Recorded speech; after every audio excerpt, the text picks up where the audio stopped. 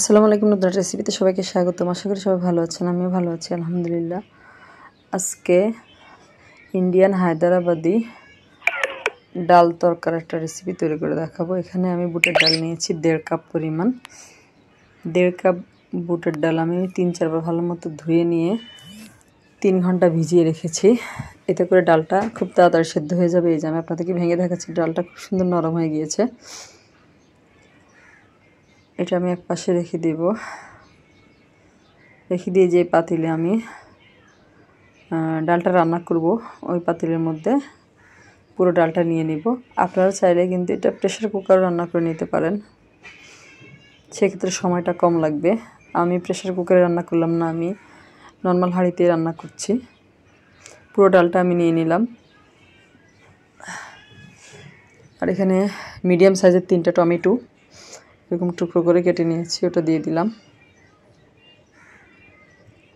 এটা কিন্তু ভাত, রুটি, পরোটার সাথে, বিশেষ করে রুটি পরোটার সাথে খেতে খুবই ভালো লাগে, ভাতের সাথে খেতে ভালো লাগে।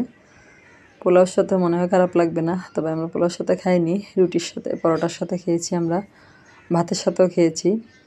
এরপরে খুবই মজা লাগে। এরপরে আমি এখানে দিয়ে দিলাম 3-4 চামচ উঁচু উঁচু আদা রসুন বাটা।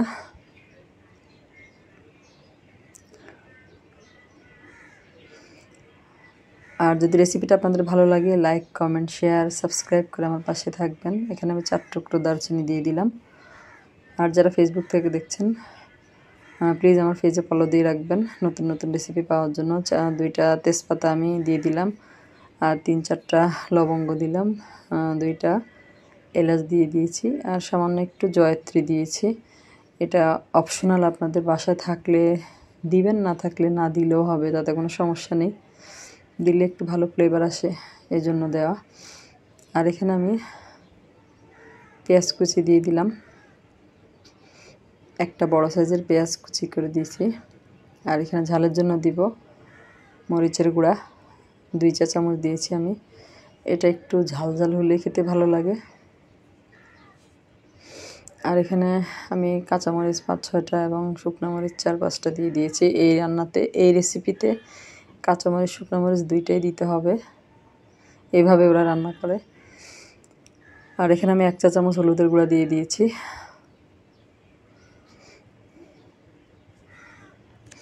আর দিয়ে দিলাম ধনিয়া এবং জিরার গুঁড়া 1.5 চা চামচ পরিমাণ দিয়েছি আমি এখানে।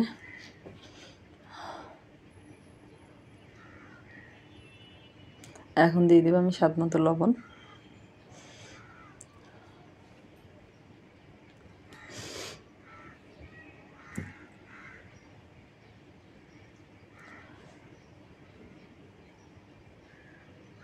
আর যারা অলরেডি আমার বন্ধু হয়ে আছেন, আমার পাশে আছেন, তাদেরকে জানাই অসংখ্য অসংখ্য ধন্যবাদ। এভাবে আমার পাশে থাকবেন। এরপর আমি এখানে 2 টেবিল চামচের মতো সয়াবিন তেল দিয়ে দিয়েছি। আমি আপনাদের পাশে আছি।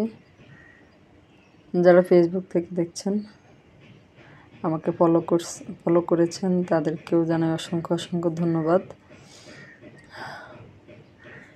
এরপরে আমি এখানে পানি দিয়ে দিব সেদ্ধ করার জন্য।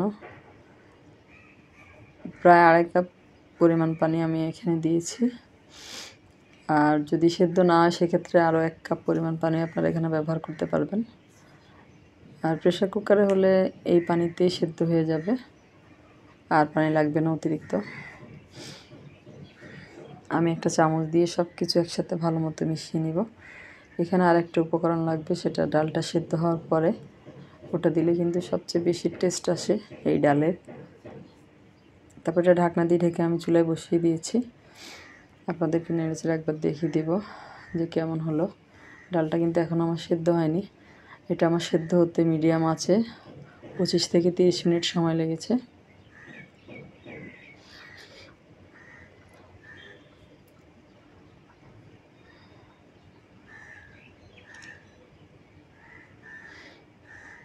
আর এখানে আমি 3-4 টুকরো তেঁতুল ভিজিয়ে কাঠ বের করে রেখেছিল, ওই কাঠটা আমি, ডালটা যখন সিদ্ধ হয়ে যাবে এই কাঠটা, তখন আমি ডালের সাথে মিশিয়ে দেব। অর্থাৎ রান্না শেষ হওয়ার প্রায় 5 মিনিট আগে এই ডালের সাথে এই তেঁতুলের কাঠটা দিয়ে দিতে হবে। এখানে 3টে টুকরার মতো তেঁতুল আমি ভিজিয়ে কাঠ বের করে রেখেছিলাম, ওটা আমি অ্যাড করে তারপরে অফ ক্যামেরায় আমি এখানে ফোড়ন দিয়ে নিয়েছি গোটা জিরা এবং গোটা রসুন দিয়ে। সেটা আপনাদের সাথে শেয়ার করা হয়নি। আজ এ পর্যন্ত। আল্লাহ হাফেজ।